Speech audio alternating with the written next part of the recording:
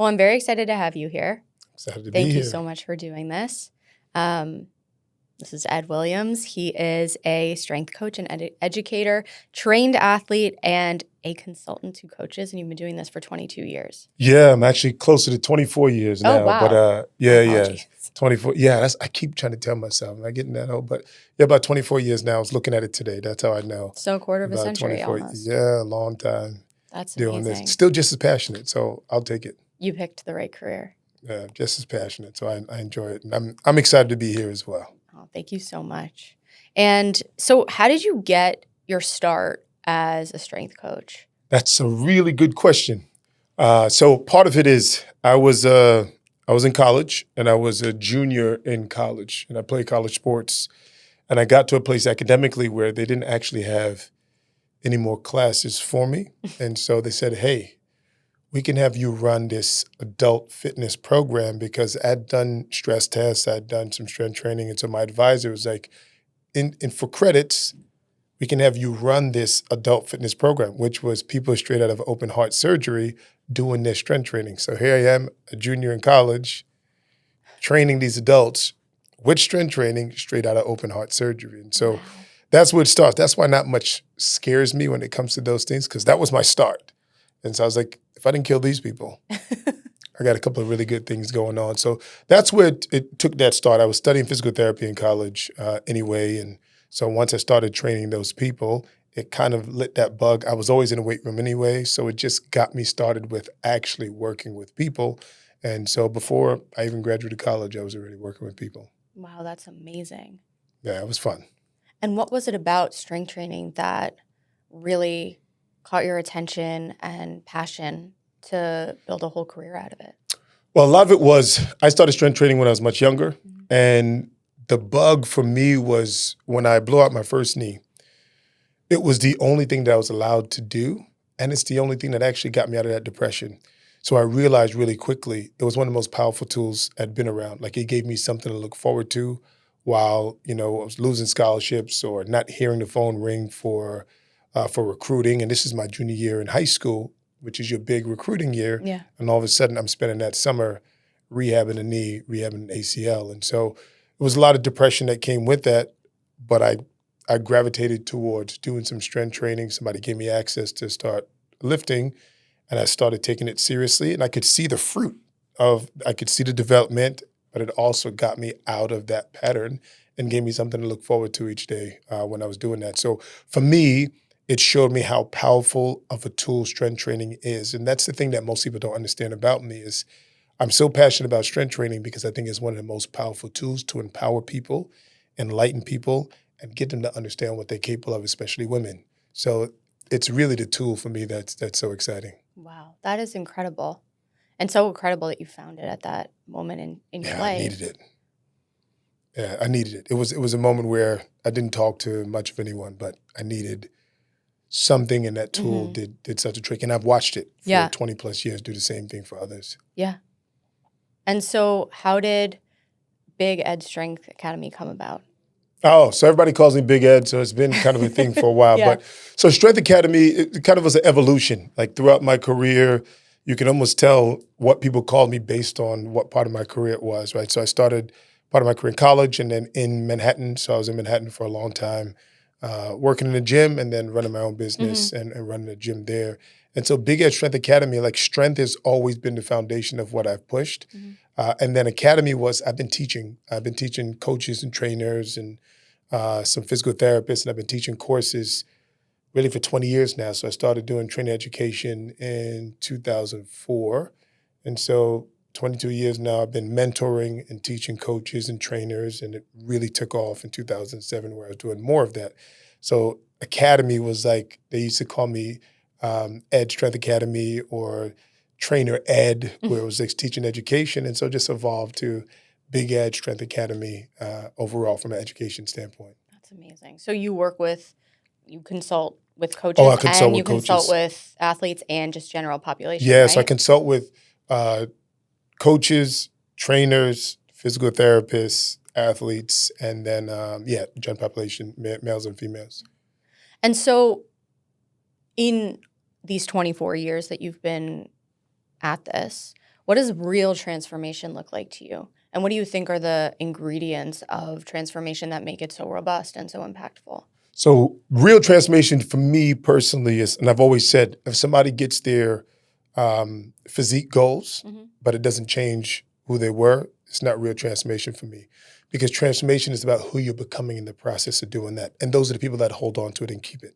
Yeah. So all the quick fix stuff usually turns into somebody relapsing, right? They always say, don't look at the before and after, look at the before and the after. Because oftentimes when you see the after, if somebody didn't really create a lifestyle and it changed who they were and how they go about living life, they just acquiesce back to the same old habits that led them there. So transformation looks like somebody who can achieve something and maintain and hold it because their identity has now changed. So the identity has changed. And when you get that identity change, you just never go back. I agree. It's funny. I told you this outside, but I just got my first unassisted pull-up. Which is incredible. 2 days ago. And I've been thinking about it because I did it and I was like, it didn't feel like anything. And I know I was in the gym alone. I tried it and it was a spur of the moment thing. But then it kind of got me thinking down this rabbit hole of kind of like, it's not that one pull-up that I got. It's all the reps that I did to get to the one pull-up. Like it is not the destination, my goal that I set at the beginning of the year to get a pull-up. And it is all the training that I did to hone the feeling of getting it and to really enable me to get my chin up above that top bar. And so it is really like, it's like the identity and who I became with every single rep that I did to the point where when I did it, it was like, oh, of course I did it. Right. And that's the beauty. So that's one of the biggest challenges that I make with women across the boards. Female athletes, women, all the time is to do your first chin up. Because it's what has to culminate in order for that to happen. It's a strength to body weight ratio, which means body composition has to get better, but you also have to get stronger. Yeah. Because if you just get lighter, you won't necessarily do a chin up because there's some strength required to do a chin up. Yeah. So while you were getting lighter, if that's your goal, I call it body composition changes. So your body composition has to improve. Oh, yeah. And your strength has to improve. And when they culminates to a chin up. So it's who you have to become and the things that have to change in order to achieve this thing that makes it so profound for women and now for men. Because, see, years ago, it was normal for boys and men to be able to do chin-ups. Now, you walk around as a society, most men can't do. And in their minds, they can do a chin-up. Ask them to actually do it. They can't actually do a chin-up. Wow. And I've seen some big, somewhat athletic people that can't control their body weight and pull themselves up. So the average male, it's even a big deal now, where before it used to be just the average female was a big deal. Now it's just the average person. If you can get the average person to start doing something like that, it's who they become in order to make that happen. Yeah. And when you talk about body composition, can we just get into that? Especially a lot of your clients are women and body composition is starting to enter mainstream dialogue because people are very enthusiastic about protein, and strength training has become something that women have stepped into a little bit more empowered, but we still have a long way to go. But so when you talk about body composition as it relates to a woman, what does that really mean? That's going to be different things to different people, right? There's realms, and I'm usually looking at something like body fat percentage, how much lean muscle mass you actually have, how much skeletal muscle mass that you actually have. Because that's what's going to be the healthy portion of it. Everybody talks about fat versus muscle. One of the biggest things is muscle is metabolic, like it's active tissue that keeps you healthier. It gives you what I call, it gives you places to drop off glucose so you can get away with nutrition in a different way. You can synthesize nutrients like carbohydrates very, very differently because you have somewhere to put it outside of fat cells. It can go to actual skeletal muscle mass. That is where we store a lot of that glucose. A lot of that sugar can get stored there. But muscle is, how far you take that is dependent. Like for some women, 20% body fat where they have a good figure, they can perform at a high level, they feel really good, that's perfect. For someone that's 25, sometimes we're chasing down, some women are chasing down something like, I want to be 15% body fat. It's like, well, there are some health risks that come with that. The lower that body fat gets, I have some athletes that have been like that, where that's when you end up with female athlete triad and some other hormonal issues. So women, it's not great for them to be super, super lean, and sometimes they're chasing down these competitors in a bodybuilding space and these other spaces and believing that that's healthy. You'll look at any bodybuilder on stage. I've worked with people. You look at them on stage. That is probably the unhealthiest they are. Yeah. Is the day they're on stage and when they're actually competing. It's not a healthy thing to get that lean. It's for a purpose. It's a sport in itself, but the average person shouldn't be walking around chasing that down as well. So are you at a comfortable place where you're excited about your body? You have your health markers, your blood work is actually in check. And that's what it's going to be for some women. So how far you want to take it, it all depends. But being healthy is a big part of that. I want to get into nutrition and fitness, but just a little bit of like an inquiry around metrics. Yeah. Because when you work with clients, I imagine all these metrics are before you.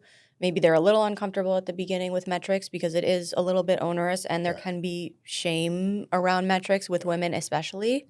How do you handle that? And how do you deal with maybe new clients or people who are just asking you to explain to them what you do?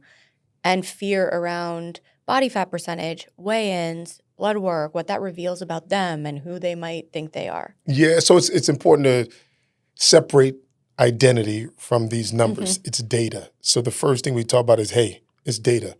Just like depending on their line of work or what they're used to, I may explain it from those perspective. Hey, in anything you do, there's going to be data, right? This is not about your character. This doesn't say much about you, but we do need to have some baseline data by which we can actually use to create a plan. And the other thing is going to be pictures. Like pictures are going to be one of the most important for me because pictures will explain things that the scale can't always explain, right? I had a female client even recently that over an 8 or 9 month period, she gained about 10 pounds. And she went from doing 0 chin-ups to doing 2, 3 plus chin-ups for the first time ever, 10 pounds heavier. Yeah. But if we didn't do the pictures and we didn't have some other metrics like body fat and circumference measure, she wouldn't have stuck around it long enough because the weight on the scale would have absolutely destroyed it. But she was a situation where she needed to put on a little bit more weight to get stronger, to be more durable, and to improve her health. Yeah. Right? She had iron deficiency issues. She had some blood work stuff that needed to be improved.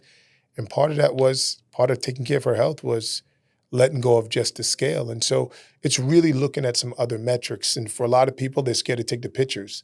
But nothing is going to be as powerful as pictures because you can see progress in pictures that sometimes you don't see on the scale. And that's enough. The first time you see that, you go, wow, I couldn't see that in the mirror, but you'll see it in the actual picture. So I'll lean people towards the pictures and use the scale as some data, but not the be-all, end-all when it comes to those things. So circumference measurements, body fat, if somebody really wants to do it, we'll have them do something like that they're just comfortable with. Yeah. But more times than not, pictures to me is still the best tool and the most powerful tool when it comes to doing those things. Like the first picture is usually the hardest to take.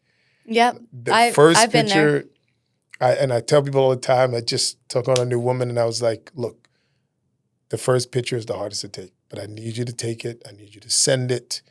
And honestly, when they see the pictures, sometimes it solidifies they're taking that step. They're like, I no longer want this. That is a real thing. I will tell you that is a real thing because I work with my coach, you know, and this is a rabbit hole I want to go down on a different episode, but I used to hide from pictures. And I'm not talking progress pictures. I'm talking about pictures in general. And so taking pictures for me was a huge mental mountain. Yes. But you are so right that it's kind of like once you take the picture and once you send it, it becomes a representation of almost your past because you're moving past it. Now, I will tell you there is a hidden folder in my phone where all my pictures go because it's just mental energy I don't need to put into 100%. Going over. But there is a healthy way to approach that stuff. And I say that as someone who metrics have been scary for almost like for 3.5 decades for me. And you have to get uncomfortable to ultimately become very comfortable and self-assured. Yes. And it's somebody asked me this question today. They said, it's funny you said it. It said, what do you think is the number one thing that keeps people from accomplishing their goals? Oh, that's so interesting. not wanting to get uncomfortable. And it's in every realm, Yeah. right? So it doesn't matter if somebody doesn't want to get uncomfortable with training, somebody doesn't want to but taking pictures is uncomfortable. Mm-hmm. Eating outside of your norms is uncomfortable. Yep. Eating different kinds of foods that are probably good for you, or giving up some things that are not great for your body. It doesn't mean they're good or bad. I've had a client that has Hashimoto's, and she's living on dairy. And I was like, well, for you, dairy is like a poison when you have Hashimoto's. Like, so it's not great. It doesn't mean it's not good for people in general. But if you have Hashimoto's, there's a couple of things that are really not good for your system. Yeah. So you have to be willing to get uncomfortable, give up some of the things that are not working well for your system to take on the things that really are. And not everybody is ready for that discomfort. So that could be training, that can be pictures, that can be metrics, where how many women don't get on the scale for years. And then you develop, and the problem with not getting on the scale is you also develop an unhealthy relationship with what the scale represents. And so one of the things I'll do with women is educate them on the scale, because the scale is not measuring whether you're fat or not. The scale is measuring how much food is in your stomach or your system, how much water. Are you retaining water? Are you holding water? So if you're holding water, if you drink a bunch of water, if you took a bunch of salt and you retain, well, the scale is going to show that. It doesn't mean you got fat, but it is showing us that you might be retaining water. Maybe you ate and you have more food in your system. Maybe you're just not digesting very well, and so you're not detoxing well. And so the biggest issue I have with women is things like bowel movements. That's uncomfortable conversation. But going once a week is not, it might be the norm, but it's not normal. It's going to create some issues in the system itself. So detoxification is important, but it's a conversation people won't normally have with women, when it's a question that comes up all the time. Hey, how often are you going? How often do you have a bowel movement? These are things that are like taboo, but it shows detoxification. If somebody is not going very often, then we're not getting rid of waste. If we're not getting rid of waste, then we have a backup in the system. It's going to create issues downstream that are going to be an issue, right? There's a reason why the system functions the way it does. And when that's not happening, this is what I mean by uncomfortable. Uncomfortable conversations, uncomfortable metrics, uncomfortable what they need to eat. These are all the discomfort.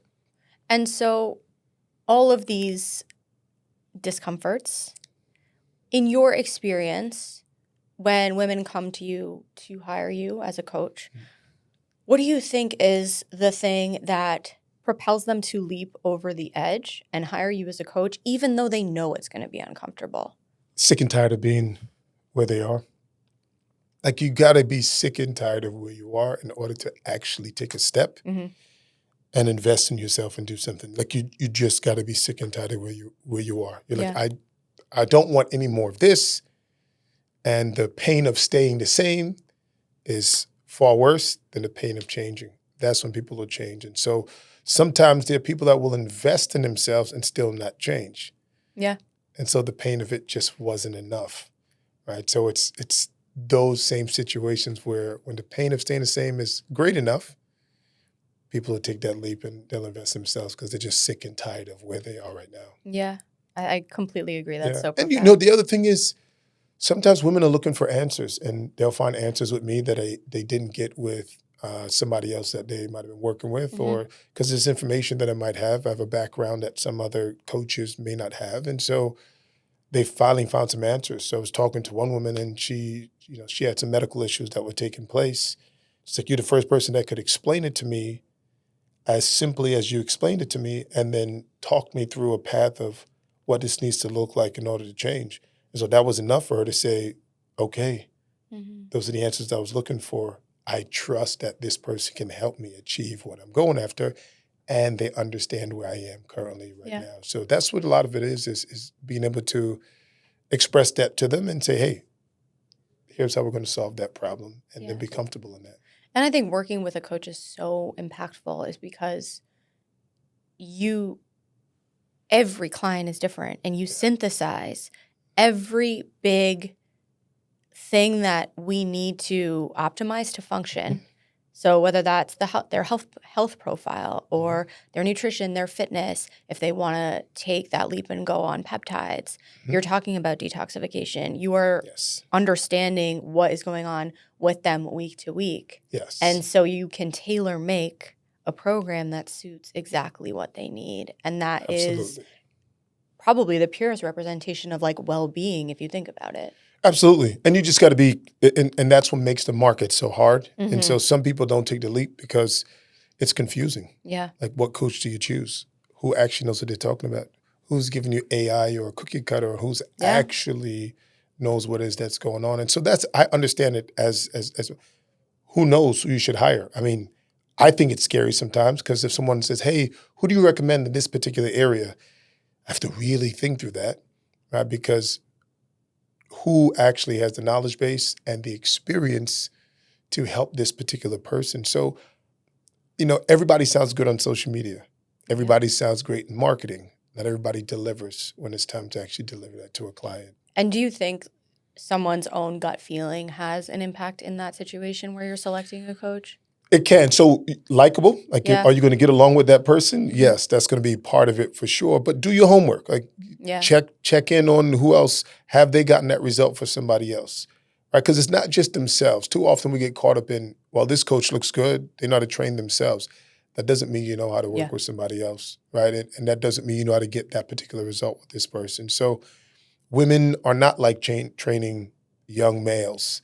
Like, it's a different animal. Women in their 20s is not like training women in their 30s or their 40s or in their 50s. They're just different nuances.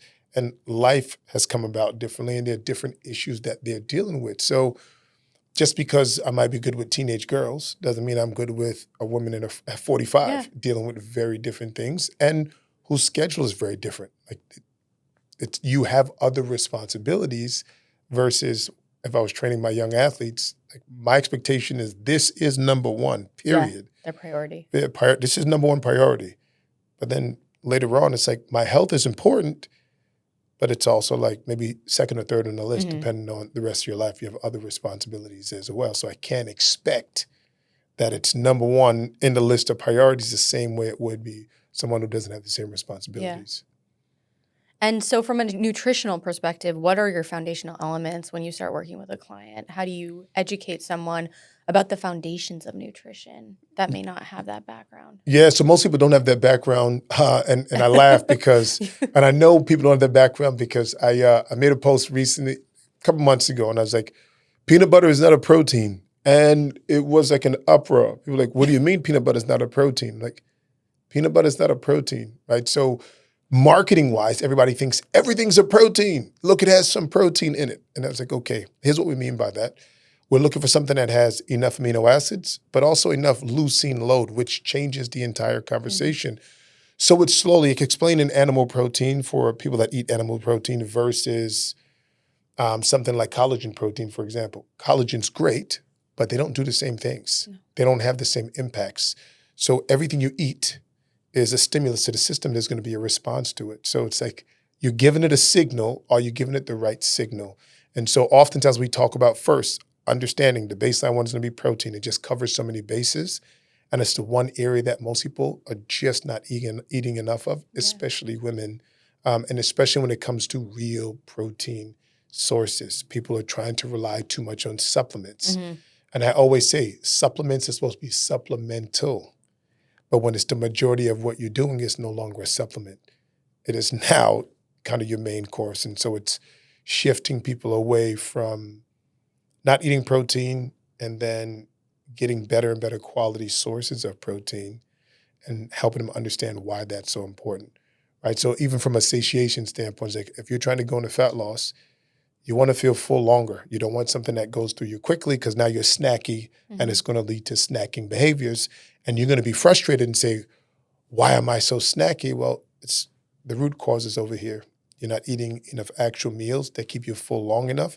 And protein takes time to break down. So your body actually has to burn calories to break down protein. And so you're full for a longer period of time. So you're not constantly snacking and grazing because that's a bad habit that leads to just eating far more than you actually need. Yeah. And what about macros other than protein? So all the macros matter. And so I'll usually explain. I'm going to start slow, and then I'm going to explain to people what proteins are important for, what carbs are important for, what fats are important for, and then also break those down, because all fats not created equal, all carbs are not created equal, just like all proteins are not created equal. So I would say proteins start to dictate a lot of your health. Fats is really going to be more hormone-based. It's going to make sure that, like most hormones, there are protein-based hormones, but most hormones are made from fat. So the one thing that some people are scared of is fat. So you need a baseline level of fat and actually to do that. But then you also need carbs. Carbs are where we get our vitamins, minerals, micronutrients. So everybody's talking about macros, but macros in the absence of micros means an incomplete system. And so I always put it this way: it's like, let's take care of protein. That's like, do we have building blocks to build this house? Do we have the materials? Yes. But then, like I said before, you need workers, you need a blueprint, and all those things are micronutrients.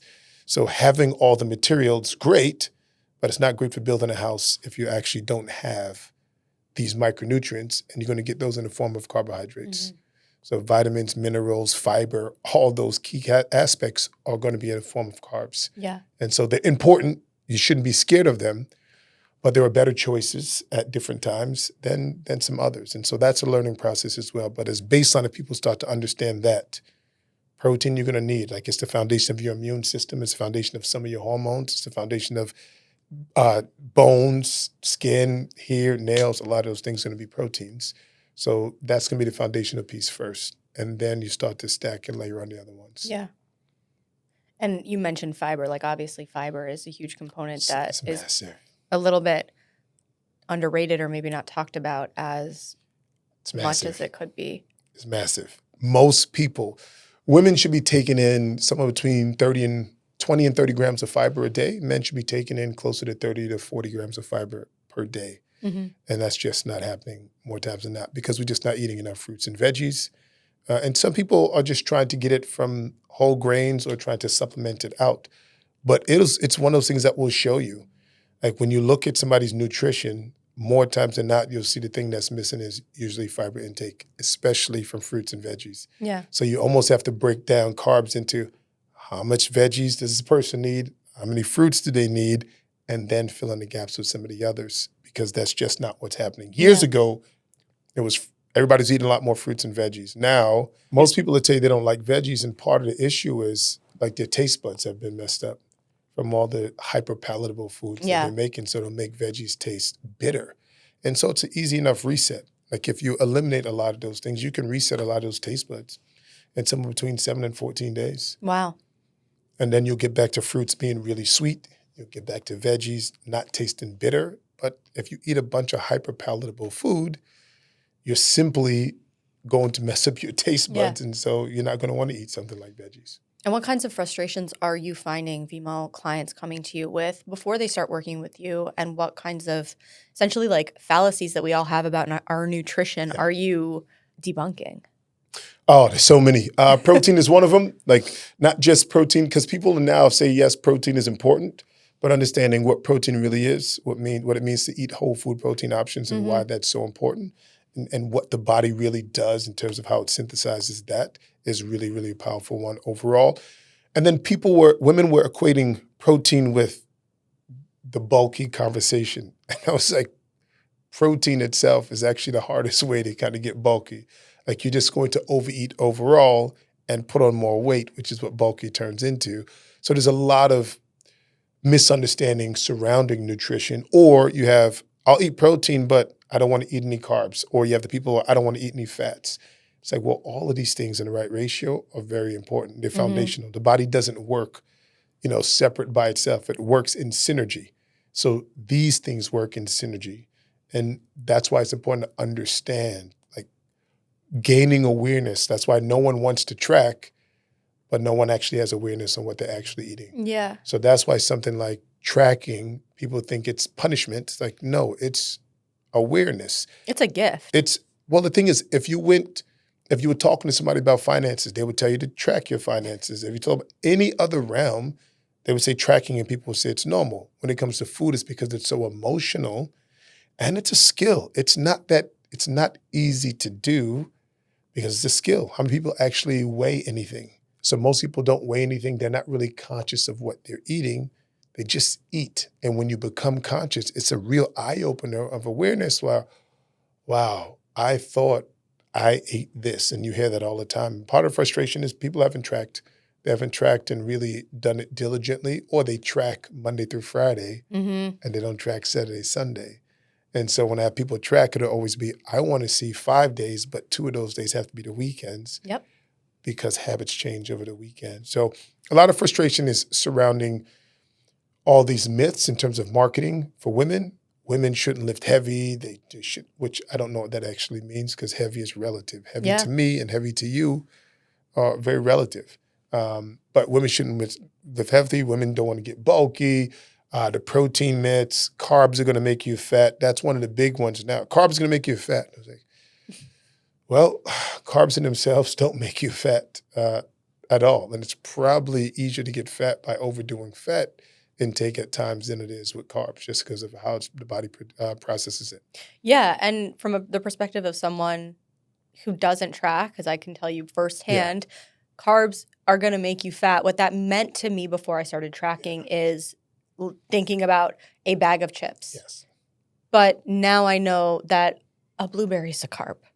Broccoli's a carb. Yes. Potatoes are carbs. So no, they won't. But we are so conditioned to reach for what is easy and available, which are ultra-processed foods, as opposed to taking the extra step to track, to understand, to make choices that nourish our bodies. And it's so fascinating to me because I do think your eyes are open when you track. And this might be a little bit of like a controversial question, but it's so hard to do this with the lack of education that we as in our society have over nutrition. We do not understand these concepts coming out of grade school, coming into college. We don't. And so from the perspective of like a coach who works with so many women has probably impacted the lives of like hundreds and hundreds of people. Do you think everyone should track? I do think at some point everyone should track. Mm-hmm. I don't think everybody should track forever. Yeah. But I do think people should have periods of where they do track because that's where you're going to learn. Yeah. That's where like you're taking an audit of what you're normally doing. And especially with women, especially when women have children, for example, like they don't count the licks, bites, taste, all those things. And you actually don't realize how much it accumulates. Like I've had clients where they tracked and they're like, something is wrong, I'm still gaining weight, but they didn't track their coffee. And it was accounting for something like 700 to 800 calories a day because of the amount of coffee and cream and sugar they were putting in there. So they'll track food, but then they won't track any of the liquids. And so there's a level of awareness where it's like 700 calories in cream and sugar for coffee. I'm like, yes, I don't think you like coffee. I think you like cream and sugar and a little coffee in there, right? Yeah. But she needed that awareness to understand how much impact that was having. So people just do so many things mindlessly that they don't even understand the impact it's actually having. Yeah. Right? So when you start to realize the impact, now you got to look at some of those habits differently and say, hey, and most of it is so mindless because when you do what you do on a regular basis for so long, you're not even consciously thinking about it. So it's catching yourself in the subconscious things that really brings that awareness when it comes to tracking. Because going back to what you said even before when you said carbs and you're talking about potato chips and that kind of stuff, people think about those things. And the part that makes me smile is, well, if we broke down the macros on a potato chip, it's more fat than it is carbs. Yeah. It's just a fat bomb, but people will blame carbs for it. And so when you start to break down most people's nutrition, most people overdo fats by far, especially when they're eating a bunch of processed foods. So they're blaming carbs, but most of what they do is junk food that you're choosing is very, very high in fat. And fat is very calorically dense. Yeah. So for every kilocalorie of carbs, for every gram of carbs, you got 4 kilocalories. So every gram of fat, you got 9. It adds up really, really fast, and people don't realize that. So if you look at a lot of this junk food, donuts and that, it's not the carbs, it's the extra fats that are in there that really explode and really add up fast. Yeah. The phrase that's just like sticking out of my head right now is just the hard way is the easy way with this stuff. Yeah. Yeah. And my biggest thing is I don't want people scared of things. There's times where because I'm very performance-based. I'm very performance-focused, even in Mhm. fat loss. Strength training for me is so important that I want you to fuel strength training like it's a performance. And so there's some times I'll tell a client, no, I want you to have a bagel at that point. Bagel. It's like, Mhm. no, it actually fits the bill.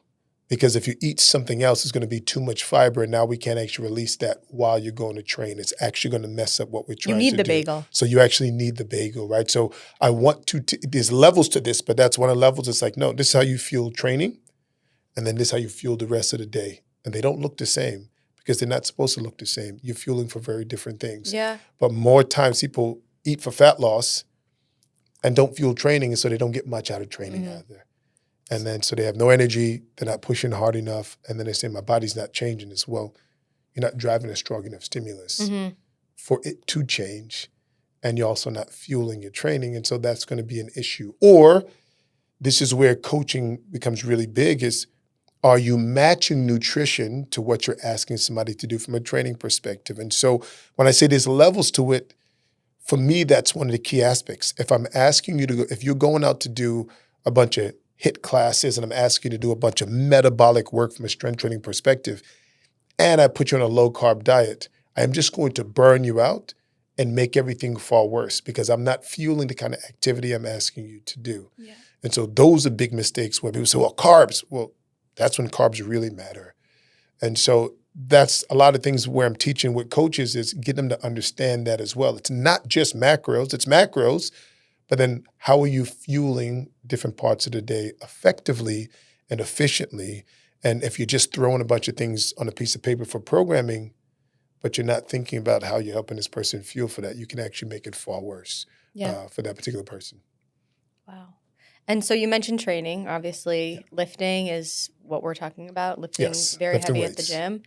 What's the difference between general working out and what you are talking about, training? Yeah, so there's a big difference. I say it all the time. I don't think one is good or bad. Working out is I show up to the gym all the time. I do something, right? I move, I do something. But we're not looking for a specific outcome. When you're looking for a specific stimulus and a specific outcome, that's training.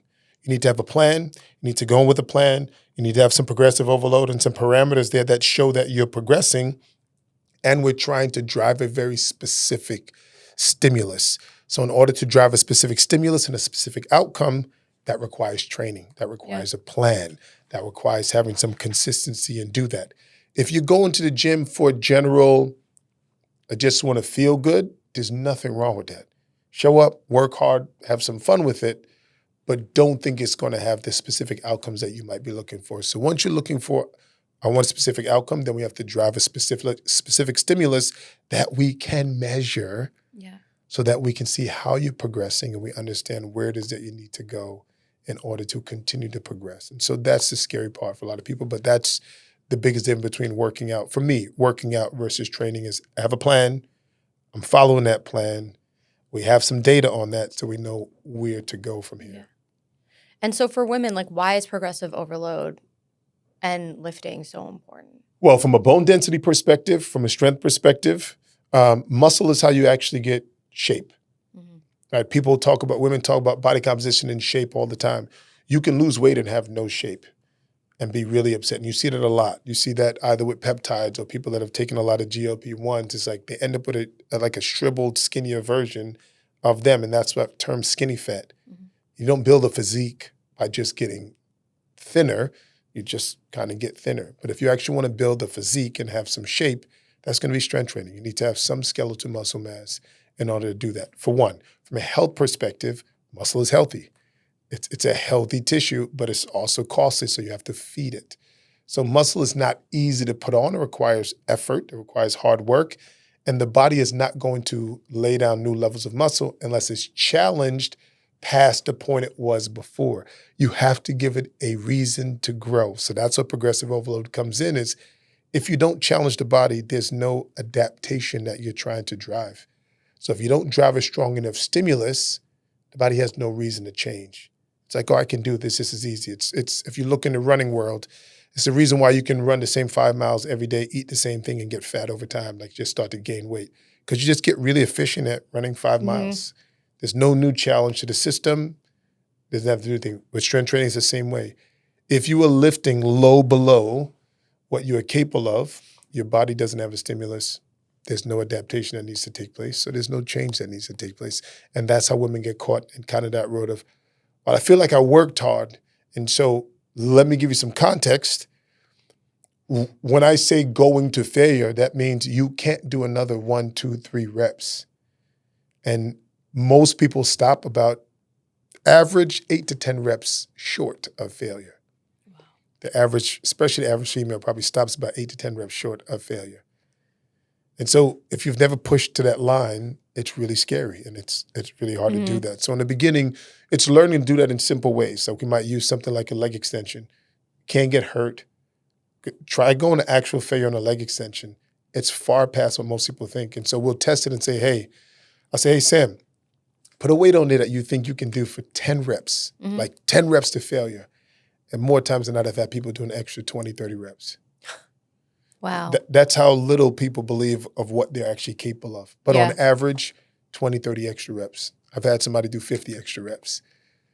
So if you ask somebody to pick a weight where they can do 10, more times than not, they underestimate what that is. So it's a learning process to understand what you are actually capable of doing. And you never do that with the little pink dumbbells. You never do that unless you actually start to understand progressive overload and start to drive that. Wow. That's so impactful. It's also like trusting your body. You got to trust your your body body. Can handle it. Absolutely. And Absolutely. like, what do you say to women who hire you as a coach but are a little bit afraid of strength training in the sense that it may glean a result that they consider undesirable? Right. So it's gaining an understanding. This is education. Yeah. Right. This is the part that's educating. Where somebody starts with me from a strength training perspective is not where they're going to end up. So you start people where it is that they're able to start while still challenging them to progress. Yeah. But you also use other metrics. Right. So if a woman says, I don't want to get bulky, for example, we're going to use circumference measurements and we're going to track those circumference measurements because otherwise we have an emotional back and forth. So they need some objective data. Yep. It can't just be subjective. Subjective data is important. How do you feel? How's your energy levels? How do you feel throughout the day? These are all really good things, but it's not objective.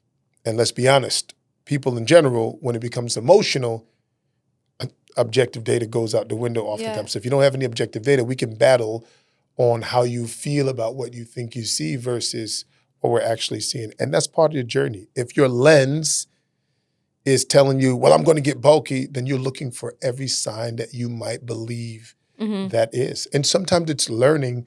You know, I've had some females say, I'm getting bulky. I'm like, what does that mean? Because if you don't ask questions about what that means to this particular person, you can be solving the wrong problem. So I have one client where it's like, well, I'm seeing these muscles right here. I'm like, oh, that's called getting leaner. If you drop body fat, you're going to uncover muscle. That's how this works. If you drop body fat, you're going to uncover muscle. So the leaner you get, the more muscle you're going to uncover and actually see. So if you consider muscle bulky, then you have to be okay with probably a little bit more body fat than you might want. So it's really understanding those pieces there. And everybody's body is a little bit different. Your genetics are different than your friend's genetics. And so I can train you both the same way.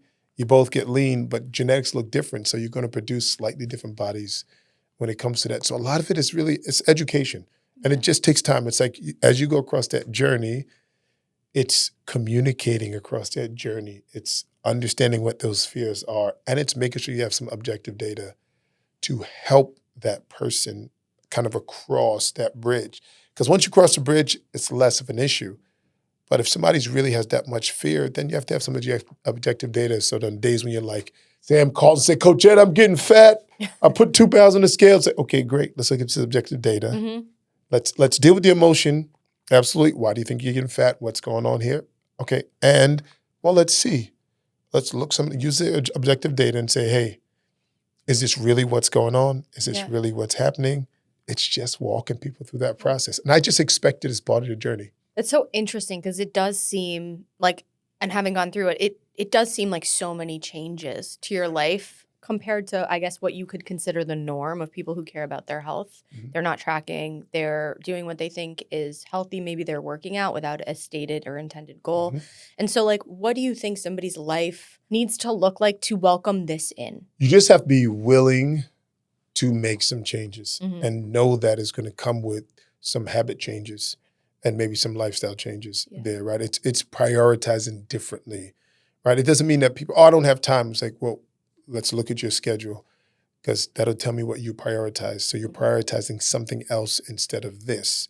And so you'll have to shift priorities in some ways if you're actually going to put your health forward. And that's Yeah. going to look like changes in schedule. Sometimes it's going to look like, it's always going to look like changes in habits because the habits you had is what led you there. So we can't use the same habits and hope that it leads us to somewhere else. Yes, you Like that cannot would just do be, that. that'd be insanity, right? So it's usually having that same conversation. Hey, what do you think you're doing right now? And I'll ask this question. What do you think you're doing too much of right now that you need to be doing less of in order to move in the direction you want to go? And people will answer that, okay? Now, what are you not doing enough of that you think you need to do more of in order to move in the direction you're going? Sometimes we'll start with just those habits. Whatever those two things that they said, because it was their idea, people will go to bat for what they deem their idea. So sometimes we'll start with those same two habits. You said you need to do less of this. What does that look like in a week? Great. Habit one. You said you need to do more of this. Great. What does that look like in this plan? Let's just start there. Because people are more likely to go do the things that they thought were their ideas versus just coming from coach. So just asking really good questions. A lot of people already know what they're doing too much of, that they need to do less of, and they know what they're not doing enough of, that they need to do more of. And sometimes that's foundational. Just that's enough Mhm. to build some, like you talked about before, some momentum. And once they get some momentum and they start to see some progress, they ask more questions, they're open to more changes. Yeah, that's incredible. Obviously, there's a lot of discourse about peptides. It's Yes. kind of entered the mainstream recently, and you had shared in a different conversation with me Mhm. that you've been using peptides for a really long time in terms of clients and how you treat them. And so, what do people get wrong now in their approach to peptides, and how do you as a coach incorporate them, and where are the pockets that you can see them being effective? Yeah, so peptides, I tell you, peptides have been around a long time. Mhm. My mentor was using peptides with athletes in the 90s and early 2000s. So I heard about the BPCs and the TB500s, and these things were around. GLP-1s have been around a really long time, just not mainstream, Yeah. but they've been around. They've been around using for diabetics as a powerful tool for a really long time. Now that it's mainstream, it's a lot of educating people. And I always say it this way. I see peptides as an and versus an or. And I always say it that way because someone might be on a peptide. I was like, okay, you're on a peptide. And you still need to go do these things, right? It's not an or. It's not, and sometimes too often people are seeing peptides as like the answer in itself. If I take peptides, it solves my lifestyle issues. No. You still have to go take care of that. It solves my nutrition issues. No, it does not. You actually still need to take care of those things. So some people, peptides can be absolutely helpful, especially if they're dosing it properly and they're not abusing peptides. So different peptides have different benefits. So it's understanding what those are. But at the end of the day, the foundational things we talk about still matter. You still have to get nutrition right. You still have to get stress management right. You still have to get things like sleep right. So you still have to get training right if you're going to really take advantage of certain kinds of peptides. And so the foundational pieces still need to be taken care of because the system that you put peptides into dictate what you actually get out of it. So some people sometimes have said, these peptides don't work. It's like, no, you put it in an inflamed system. So if you put it in a really inflamed system that's also really unhealthy, well, look at the research on peptides. It doesn't work quite as well when you put TRT and some of these other peptides in a system that's really, really inflamed and really unhealthy. Yeah. So then you're blaming the peptide, but you just put it in the wrong environment. It's like planting a seed in the wrong environment. You can blame the seed, but there's still a mango. There's still mangoes in that mango seed, but you planted in the wrong environment. So you can't say, oh, it didn't grow, it didn't work. Well, the potential is still a potential. but you still have to go do the work of putting it in a really good environment and giving it a chance to actually really work. Yeah, that's so interesting because I think about the pipeline, right? Like you learn about the peptide, maybe you go get it from a doctor, maybe Yeah. you need it by that point, but by working with a coach like you, you're taking care proactively of all Yeah. those habits that might prevent you from ever going to the doctor to need the peptide. And if you add in the peptide while working with you as an elective, it is an add-on. It's an add-on. I never see it as the main attraction. It's Yeah. always an add-on to what you're doing. I mean, I usually get a lot of people that are already on peptides and not seeing the outcomes that they wanted. Yeah. And so for me, that was the fun part of it, because it's like, okay, great. You're on these things. Here's why it's not working. Yeah. Here's why you're not getting the outcomes that you want. You still have to go take care of some of these other aspects. And so for me, that's where I came up with the conversation around and. I always say, you can do this and you still have to do that. It's because everybody's thinking, well, I just take this peptide, it resolves it. And so yes, you take GLP-1s, you might lose weight. I've seen people lose weight and the HbA1c, for example, which is an inflammatory marker, a diabetic number, goes up. And like, how could I lose weight and go up? Because you lost a lot of muscle mass as you were doing that. You're gonna lose some lean muscle mass as you kind of lose fat, but you don't want to lose a bunch of skeletal muscle mass. And people lose a lot of skeletal muscle mass while doing GLP-1s because the two factors they're ignoring, not eating enough protein intake and not strength training. If you're going to take a bunch of GLP-1s and you're not going to do strength training and you're not going to eat enough protein, well, you're going to waste a lot of muscle away because you're not giving the system any stimulus to say muscle is important. So you're not giving it what it needs in order to hold on to skeletal muscle mass. So it's just going to burn it off. So there's a difference between losing fat and losing weight. Yeah. And that's where the confusion comes in. Yeah. And when you talk about, I mean, at the beginning of the episode, you talked about essentially like the identity shift that someone goes through in this transformation and how that reinforces them continuing along this path. Yeah. For you personally, coaching, but also taking in what you're learning as a coach and what you've learned in your life leading up to a coach, how do you integrate all of these amazing principles and habits into your life, and what has it done to your identity over time? Oh, I identify as a person that, for example, I identify as a person that strength trains 4 or 5 times a week. I identify as a person that's active, that's strong. So those are parts of my identity over time where I don't have to think about, oh, do I want to train? No, but I train, right? And the mistake people make is they think, well, you always want to train because that's your identity. I'm like, no, there's plenty of times that I don't, but I show up because it is my identity.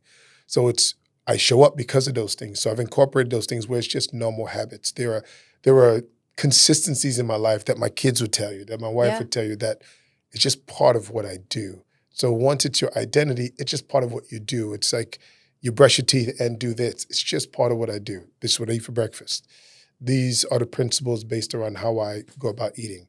These are the things that I normally do from an active perspective. Yes, I go on vacation and train.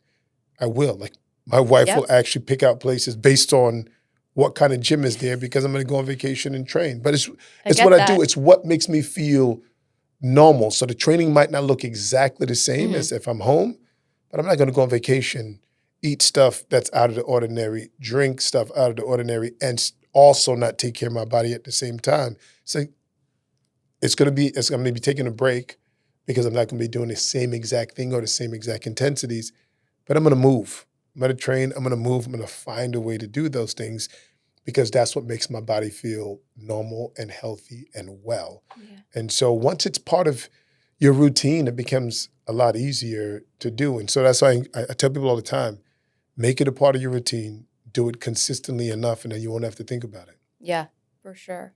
And you mentioned your family. Yeah.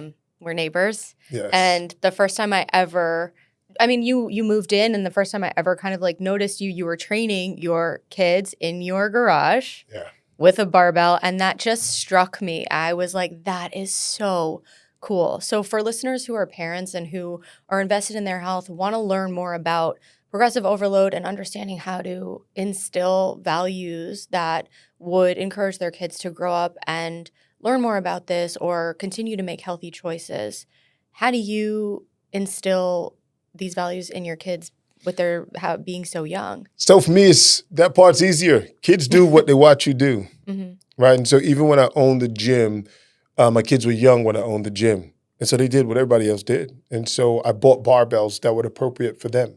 So we bought really light barbells for them then. And even the one that you saw me training them with was a training bar. It's a 15-pound bar. Most bars are going to be 45 pounds. Theirs was 15. But it was appropriate for their training level. And now they're using regular size barbells. And so, they're 13, 12, 10, and 7. But they do what they see dad do. And so it started off where they were in environments where this was normal.